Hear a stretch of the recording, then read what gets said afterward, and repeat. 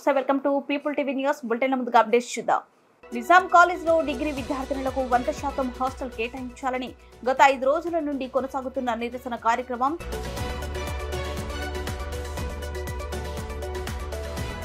చేనేత చీరలు కొన్న సీఎం చంద్రబాబు. విజయవాడలో జాతీయ చేనేత దినోత్సవంలో పాల్గొన్న ముఖ్యమంత్రి.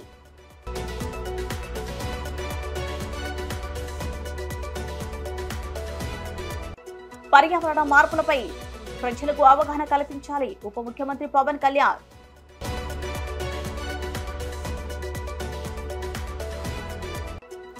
మంత్రి సీనన్న చేతుల మీదుగా సాగర్ జలాలు విడుదల.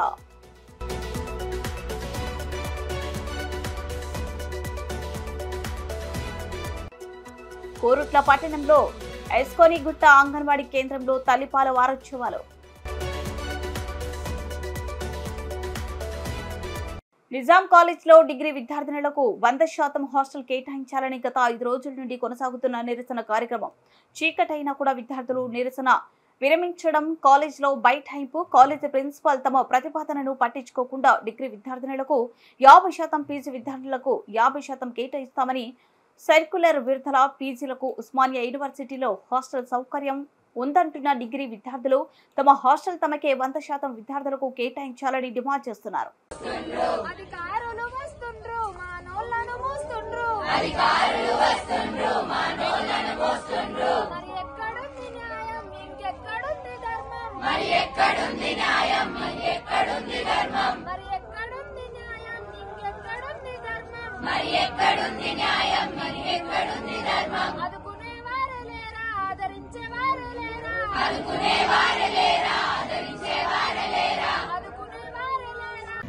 సో నేను సరస్వతి, నేను నిజాం కాలేజ్లో ఫైనల్ ఇయర్ చదువుతున్నా. ఇప్పుడు ఈరోజు మేము ఇక్కడ కూర్చోడానికి కారణం ఏంటంటే మా గర్ల్స్ హాస్టల్ మాకు 100% యూజీ విద్యార్థులకు కేటాయించకపోవడం వల్లనే మేము ఇక్కడ కూర్చున్నాం ఈరోజు ధర్నాకి. ఇది 5 రోజుల నుంచి కొనసాగుతున్నది. ఇంత చీకటైనా కూడా మేము ఈ నుంచి కదలకుండా కూర్చుంటున్నామంటే మా ప్రాబ్లం ఎంత గట్టిగా ఉన్నదో మీరు అర్థం చేసుకుంటే మంచిగా ఉంటుంది. అడ్మినిస్ట్రేషన్ని కానీ మేము ప్రభుత్వాన్ని కానీ క్వశ్చన్ చేస్తున్నాము. ఏమని అని అంటే మేము 2022లో మాకు 100% యూజీ విద్యార్థులకి హాస్టల్ కేటాయిస్తున్నాము అని చెప్పేసి మీరు ఇచ్చిన పేపర్ స్టేట్మెంట్లు కానీ మీరు ఇచ్చిన ఓరల్ మాటల ద్వారా మీరు మాకు ఇచ్చిన హామీలు కానీ అన్నీ కొట్టిపడేసి ఇప్పుడు మా ప్రిన్సిపల్ 50% పీజీకి 50% యూజీకి అని చెప్పేసి స్టేట్మెంట్ మాకు చూపించి మా కడుపులను కొడుతున్నాడు అని చెప్పి మేము తెలియజేస్తున్నాము. మాకు హాస్టల్ వసతి అనేది కల్పించకుండా పీజీ వాళ్ళకి సగం కల్పించి యూజీ వాళ్ళకి సగం కల్పిస్తే మరి మిగతా సగం మంది ఎక్కడ పోవాలని చెప్పేసి మేము ప్రశ్నిస్తున్నాము. అడ్మినిస్ట్రేషన్ని ఇంతగానో ప్రశ్నిస్తున్నా. 5 రోజుల నుంచి మా ప్రొటెస్ట్ని మేము కొనసాగిస్తున్నా కూడా ఎటువంటి స్పందన లేకపోవడం చాలా నిరాశగా ఉంది. ఇటువంటి అడ్మినిస్ట్రేషన్ని మేము ఇప్పటి వరకు కూడా ఎక్కడ చూడలేదు. మేము ఫస్ట్ క్లాస్ నుంచి చదువుకొని వచ్చినాము. అప్పుడు కూడా మాకు ఇలాంటి వైఖరి ఏ ప్రిన్సిపల్ కూడా మాకు కల్పించలేదు. ఈరోజు ఏదైతే ఇంతమంది 200 మంది పిల్లలు ఇక్కడ కూర్చొని మాట్లాడుతున్నారు అంటే ఇంత చీకటి వరకు కూడా వాళ్ళ ఉద్యమాన్ని విరమించుకోవట్లేదు అని అంటే మా ప్రాబ్లం ఎంత గట్టిగా ఉందో మీకు అర్థమవుతుంది. మేము ఇక్కడ కూర్చున్నది కూడా ఇంతవరకు ఎందుకు అని అంటే మా అడ్మినిస్ట్రేషన్ ఎలాగో మాకు స్పందించడం లేదు. ఇంత చీకటి వరకు మేము ఉంటానన్నా మాకు మా ప్రాబ్లం ఏందో మీకు అర్థమవుతుంది. మీరు వచ్చైనా తెలుసుకొని ఆ ప్రాబ్లమ్ని సాల్వ్ చేస్తారనే హోప్తోనే మేము ఇక్కడ కూర్చున్నాము. సో 50-50 అనే దాన్ని పట్టించుకోకుండా దాన్ని ముందు చెప్పి దాని తర్వాత మేము ప్రొటెస్ట్ని కంటిన్యూ చేస్తున్నాము అని చెప్పేసి ఇప్పుడు మా ప్రిన్సిపల్ నిన్న లీవ్లో ఉన్నా కూడా పేపర్ స్టేట్మెంట్ ప్రెస్ నోట్ ఏమని రిలీజ్ చేశారంటే సెల్ఫ్ ఫైనాన్స్డ్ గ్రూప్లకి హాస్టల్ వసతి. కాలేజ్ విద్యార్థినులు, నేను 3rd ఇయర్ చదువుతున్నా నిజాం కాలేజ్లో. మేము ఫస్ట్ ఇయర్ వచ్చినప్పటి నుంచి హాస్టల్ కోసం ఉద్యమం అనేది జరుగుతూనే ఉంది. అప్పుడు 2022లో హాస్టల్ నిర్మించి యూజీ విద్యార్థినులకు ఇవ్వడం జరిగింది. అది జరిగినప్పుడే ఏం జరిగిందంటే యూజీ వాళ్ళకు పీజీ వాళ్ళకు సగం అనేది ప్రిన్సిపల్ గారు వచ్చి తెలియజేయడం జరిగింది.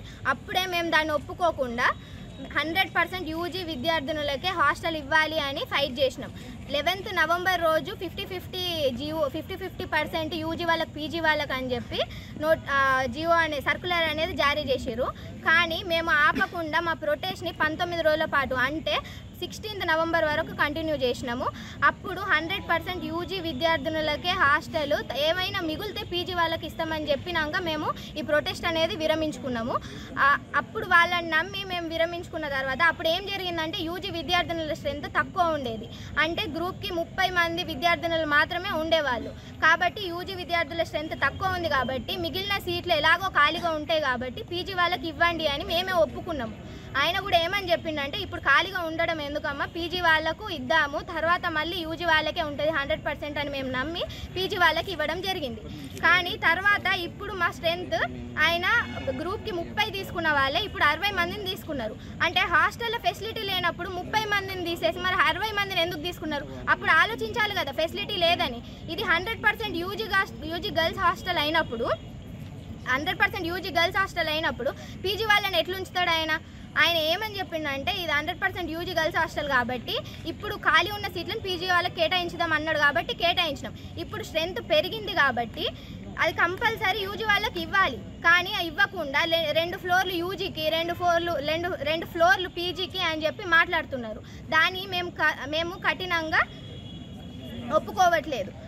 కానీ ఆయన నిన్న ఏం చేసిండంటే, లీవ్లో ఉండి కూడా మళ్ళీ యూజీ పీజీ అనే లొల్లిని వదిలేసి ఆయన ఏమని చెప్పిండంటే, సెల్ఫ్ ఫినాన్స్డ్ వాళ్ళకి ఇవ్వము, రెగ్యులర్ వాళ్ళకి ఇస్తాము యూజీ విద్యార్థులకు అని తెలిపిండు. కానీ ఇంతకు ముందు సెల్ఫ్ ఫినాన్స్డ్ వాళ్ళకి ఇవ్వము, రెగ్యులర్ వాళ్ళకి ఇస్తాము అనే మాటనే లేదు. అది మొత్తం యూజీ హాస్టల్ యూజీ అమ్మాయిలకి ఇస్తాము అని వాళ్ళే ఒప్పుకున్నారు. ఇప్పుడు మాకు చిచ్చులు రేపడానికి ఆయన సెల్ఫ్ ఫైనాన్స్డ్ రెగ్యులర్ అనే మాటలు తీసుకొస్తున్నారు. దానికి మేము ఎట్లా ఏ విధంగా ఒప్పుకోము. అది హాస్టల్ మొత్తం 100% నిజామియన్స్ యూజీ గర్ల్స్కి వచ్చేంత వరకు ఫైట్ చేస్తూనే ఉంటాము. ఈ పోరాటం అయితే అది రాత్రైనా ఎన్ని రోజులైనా కూడా మేము చేస్తూనే ఉంటాం. పొద్దున్న నుంచి కూర్చున్నప్పటికీ ఎలాంటి స్పందన లేదు అడ్మినిస్ట్రేషన్ నుంచి. వాళ్ళు స్పందించి 100% మాకే యూజీ గర్ల్స్కే హాస్టల్ వస్తుంది అని వాళ్ళు అఫీషియల్గా జియో జారీ చేసేంత వరకు, ఆ జియో మా చేతికి వచ్చేంత వరకు మేము ఈ ప్రొటెస్ట్ అనేది ఆపుకోము. మేము ఎలాంటి నోటి మాటల్ని కానీ ఎలాంటి తప్పుడు సమాచారాన్ని కానీ మేము నమ్మము. ఇప్పుడు మాకు అఫీషియల్గా జియో అనేది 100% యూజీ గర్ల్స్కే ఇస్తామని వచ్చేంత వరకు మేము ఆ పోరాటం అనేది కొనసాగిస్తూనే ఉంటాం. చేనేత కార్మికుల ఆరోగ్య భద్రత కోసం భీమా పథకాన్ని వెంటనే అమల్లోకి తెస్తున్నట్టు ముఖ్యమంత్రి చంద్రబాబు ప్రకటించారు. దీనికి 10 కోట్లను విడుదల చేయనున్నట్టు వెల్లడించారు. చేనేతకు భారంగా మారిన జీఎస్టీని ఎత్తివేసేందుకు ప్రయత్నిస్తామని చెప్పారు. సాధ్యపడకపోతే కార్మికులు కట్టే జీఎస్టీ మొత్తాన్ని వారికి తిరిగి చెల్లిస్తామన్నారు. ఇందుకు 67 కోట్లు అవుతుందని అధికారులు ప్రాథమికంగా అంచనా వేశారన్నారు. ట్రస్ట్ ఫండ్ పథకం కింద రాష్ట్ర ప్రభుత్వం ఇచ్చే వాటాను 8% నుంచి 16%కు పెంచుతామని, ఇందుకు 10 కోట్లు అందిస్తామని తెలిపారు. కార్మికులు ఆదాయాన్ని పెంచేలా సమగ్ర పాలసీని తీసుకొస్తామన్నారు. విజయవాడలో నిర్వహించిన జాతీయ చేనేత దినోత్సవంలో చంద్రబాబు పాల్గొని మాట్లాడారు. చేనేతలపై వరాలజ్జలు కురిపించారు. దీనికి ఒక చరిత్ర కూడా ఉంది. భారతదేశ స్వాతంత్ర ఉద్యమంలో విదేశీ వస్త్రాల బహిష్కరణ, స్వదేశీ వస్త్రాలని ప్రోత్సహించడం, ఆ రోజు ఒక ఉద్యమ స్ఫూర్తితో ముందుకు తీసుకుపోయారు. అది కూడా ఈ రోజునే జరిగింది. ఆగస్టు 7వ తారీఖున మొట్టమొదటిసారిగా జరిగి అది వాడలా వెళ్లి అది కడకు క్విట్ ఇండియా మూవ్మెంట్ కింద ఏదైతే బ్రిటిష్ వారిని మళ్లీ పంపించే వరకు ఉద్యమం జరిగిందంటే ఆ స్ఫూర్తిలో ఇది ఒక భాగం అని చెప్పి కూడా నేను మీకు తెలియజేస్తున్నా. అదే మరి మన దేశంలో కూడా 2015 నుంచి ఈ యొక్క చేనేత అంతర్జాతీయ దినోత్సవాన్ని జరపాలని చెప్పి అనుకోవడం, కేంద్రంలో మోడీ గారు చేయడం, నేను ముఖ్యమంత్రిగా ఉన్నప్పుడు 2015 నుంచి ఈ కార్యక్రమానికి శ్రీకారం చుట్టాం. అది చాలా సంతోషం అని చెప్పి కూడా నేను మీకు తెలియజేస్తున్నా. ఒకే మాట చెప్తున్నా, ఈరోజు నేను వచ్చింది మీ అందరికీ భరోసా ఇవ్వడానికి వచ్చా. అందరితో సమానంగా చేనేత కార్మికుల్ని పైకి తీసుకొచ్చే వరకు ఈ ప్రభుత్వం నేను అండగా ఉంటామని మరొక్కసారి స్పష్టంగా మీ అందరికీ హామీ ఇస్తున్నా. నేను చాలా ఎన్నికల్లో చూశాను. ఏ ఎన్నికలు వచ్చినా కొంతమంది అటో ఇటో వెళ్లారు కానీ చేనేత కార్మికులు మాత్రం మూకుమ్మడిగా బలపరిచింది తెలుగుదేశం పార్టీనే బలపరిచారు అన్ని ఎన్నికల్లో. అది ఆ రోజు సమైక్య ఆంధ్రప్రదేశ్ కావచ్చు, ఈరోజు నవ్య ఆంధ్రప్రదేశ్ కావచ్చు, ఎప్పుడు కూడా ఎక్కడ చేనేత కార్మికులు ఉంటారో అక్కడ ఎప్పుడు తెలుగుదేశం పార్టీకి మెజారిటీ వస్తుంది, ఆదరణ చూపించారు. అది ఎప్పటికీ గుర్తుంటుందని చెప్పి కూడా నేను మీకు తెలియజేస్తున్నా.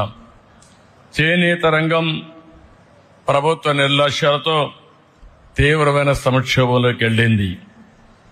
అందుకే ఈరోజు చూస్తే గడిచిన ప్రభుత్వంలో తెలుగుదేశం ప్రభుత్వంలో అనేక కార్యక్రమాలు చేసి మిమ్మల్ని అందరినీ ఆదుకున్నాం.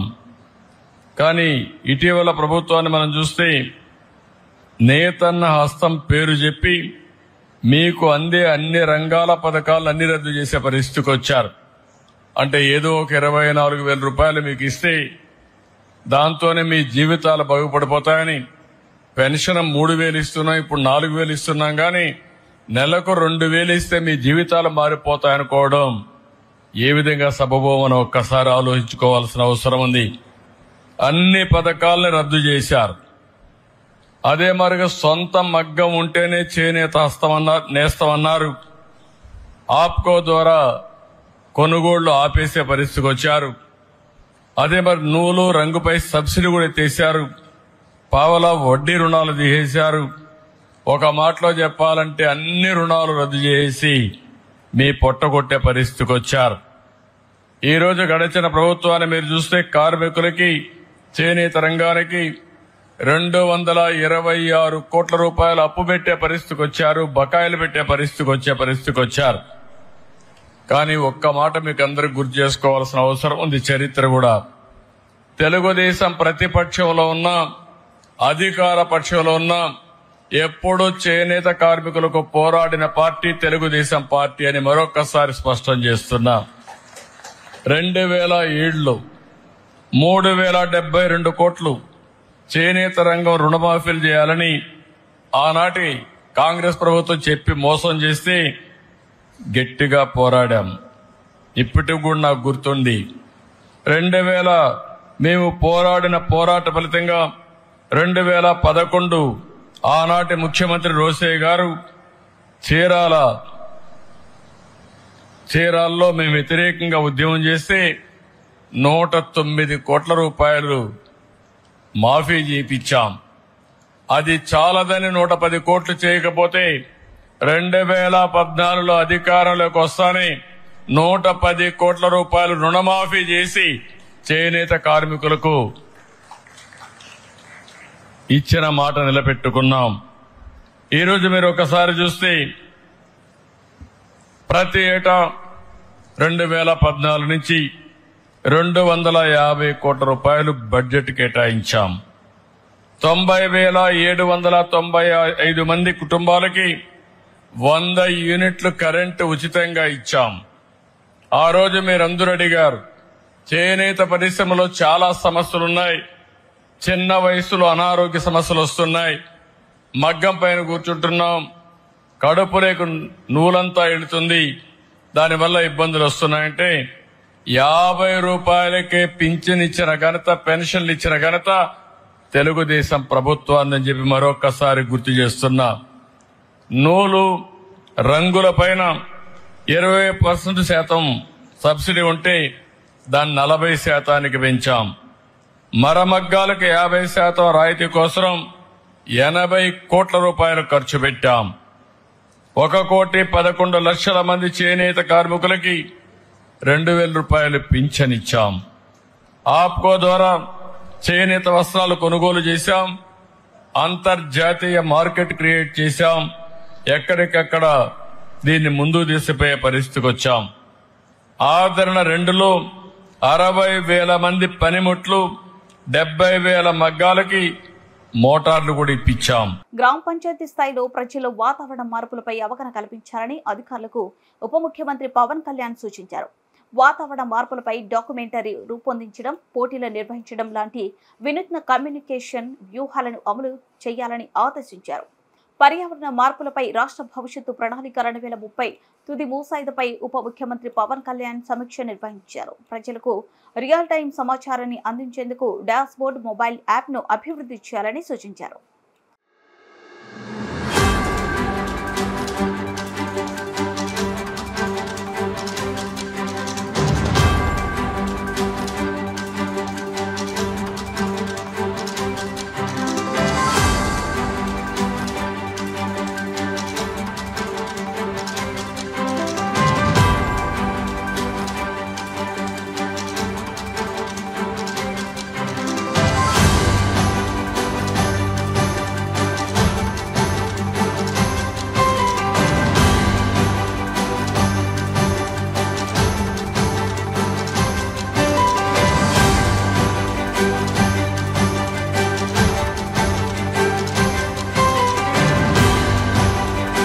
ఖమ్మం జిల్లా కుసుమంచి మండలం పాలేరు వద్ద పాలేరు రిజర్వాయర్ నుండి లైఫ్ మెయిన్ కెనాల్ రోడ్ 2వ జోన్కు 500 క్యూసెక్ల సాగునీటిని జిల్లా కలెక్టర్ ముజమిల్ ఖాన్తో కలిసి విడుదల చేసిన రాష్ట్ర రెవెన్యూ, హౌసింగ్, సమాచార పౌర సంబంధాల శాఖల మంత్రి పొంగులేటి శ్రీనివాసరెడ్డి పాలేరు రిజర్వాయర్ నుండి సాగునీటి విడుదల సందర్భంగా రాష్ట్ర రెవెన్యూ, హౌసింగ్, సమాచార పౌర సంబంధాల శాఖ మంత్రి వర్యులు పొంగులేటి శ్రీనివాసరెడ్డి మాట్లాడుతూ రైతులకు అన్ని విధాల అండగా ఉంటామని అన్నారు.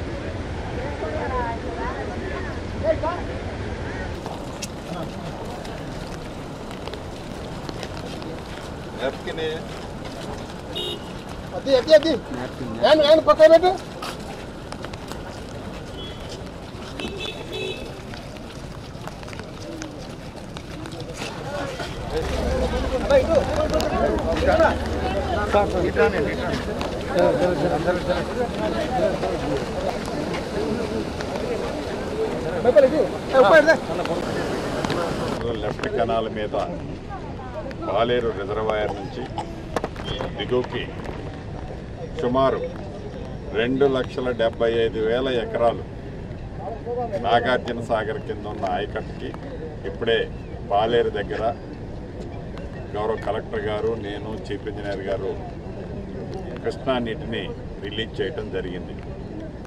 సుమారు 37 మండలాల్లో ఈ 2,75,000 ఎకరాలు తెలంగాణ రాష్ట్రంతో పాటు ఆంధ్రప్రదేశ్లో కూడా సుమారు 1,20,000 ఎకరాలకు ఈ నీరు ఆంధ్రప్రదేశ్ ప్రాంతానికి కూడా వెళ్ళుద్ది. అంటే గతంలో పోయిన సంవత్సరం 2023-24 ఈ సంవత్సరంలో 2 పంటలకి ఆనాడు కృష్ణా బేసిన్కి నీళ్లు రాని కారణం చేత రైతులకి 2 పంటలకి ఆనాడు నీళ్ళు ఇవ్వలేకపోయారు. తదుపరి అంతకుముందు సంవత్సరం కూడా 1 పంటకే నీరు ఇవ్వటం జరిగింది. కృష్ణా పరివాహక ప్రాంతాల్లో సరిగ్గా వర్షాలు లేని కారణంగా, నీళ్లు రాని కారణంగా. అంటే యావత్ తెలంగాణ ప్రజలు ఏదైతే మార్పు కావాలి అని రాజకీయాలతో పాటు వాతావరణంలో కూడా మార్పు కావాలని తెలంగాణ ప్రజల కోరిక మేరకు పైన వానదేవుడు కూడా, తదాస్తు దేవతలు కూడా దీవించబట్టే తెలంగాణ రాష్ట్రంలో ఇందిరమ్మ రాజ్యంలో ఈనాడు సమృద్ధిగా శ్రీశైలంలో కానీ, నాగార్జున సాగర్లో కానీ 2 పంటలకి, 2 కాలువలకి, ఇటు లెఫ్ట్ కెనాల్కి, అటు రైట్ కెనాల్కి 2 పంటలకి, 2 కాలువలకి పుష్కలంగా నీరివ్వటానికి, పుష్కలంగా పంటలు పండించుకోవడానికి కావాలి. జగిత్యాల జిల్లా కోరుట్ల పట్టణంలోని 23వ వార్డు అంగన్వాడీ కేంద్రంలో తల్లిపాల వారోత్సవాలు ఘనంగా నిర్వహించడం జరిగింది. ఇందులో భాగంగా ward councillor Puppala Umadevi Prabhakar, anganwadi teacher P Rajitha మాట్లాడుతూ తల్లిపాల ప్రాముఖ్యత గురించి అవగాహన కల్పించారు. పుట్టిన వెంటనే బిడ్డకు గంటలోపు ముర్రుపాలు పట్టించడం వల్ల పాపకు వ్యాధి నిరోధక శక్తి చాలా ఉంటుంది. తల్లిపాలు ఉత్తమమైనవి, సులభంగా జీర్ణమవుతాయి. తల్లిపాలలో ప్రోటీన్స్, విటమిన్లు అధికంగా ఉండడం వలన బిడ్డకు వైరస్, బ్యాక్టీరియాలతో పోరాడటానికి సహాయపడతాయని, మొదటి 6 నెలలు ప్రత్యేకంగా తల్లిపాలు ఇచ్చే శిశువుకు శ్వాసకోశ వ్యాధులు, విరోచనాలు బారిన పడకుండా కాపాడుతుందని, శిశువుకు ప్రతిరోజు గంటలకు ఒకసారి బిడ్డకు పాలు ఇవ్వడం చాలా మంచిదని, తల్లిపాలతో బిడ్డకు ఇన్ఫెక్షన్స్ రాకుండా కాపాడుతుందని, బిడ్డకు తల్లిపాలు శ్రేయస్కరమని తెలియజేయడం జరిగింది. ఈ కార్యక్రమంలో భాగంగా గర్భిణీలకు శ్రీమంతం, 6 నెలలు నిండిన పిల్లలకు అన్నప్రసన్న, 2 సంవత్సరాలు దాటిన పిల్లలకి అక్షరాభ్యాసం చేయడం జరిగింది.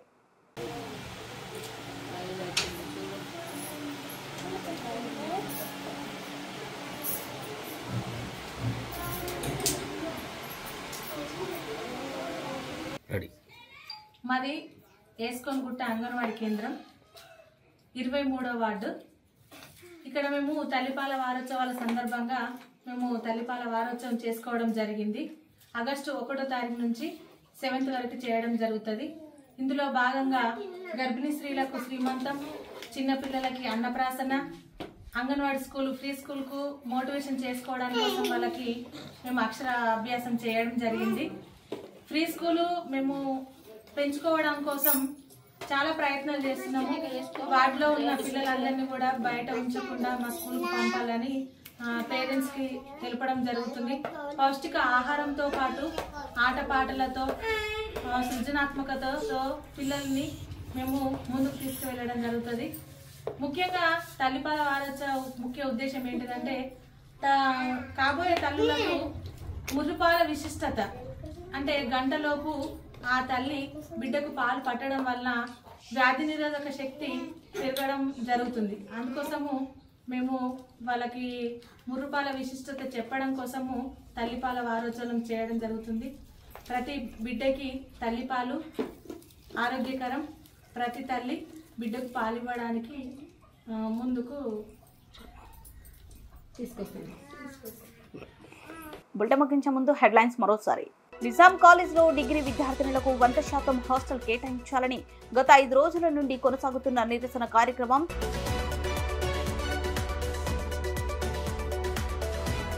చేనేత చీరలు కొన్న సీఎం చంద్రబాబు. విజయవాడలో జాతీయ చేనేత దినోత్సవంలో పాల్గొన్న ముఖ్యమంత్రి.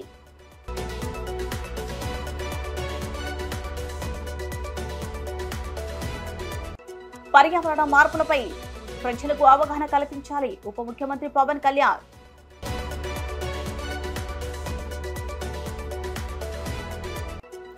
మంత్రి సీనన్న చేతుల మీదుగా సాగర్ జలాలు విడుదల.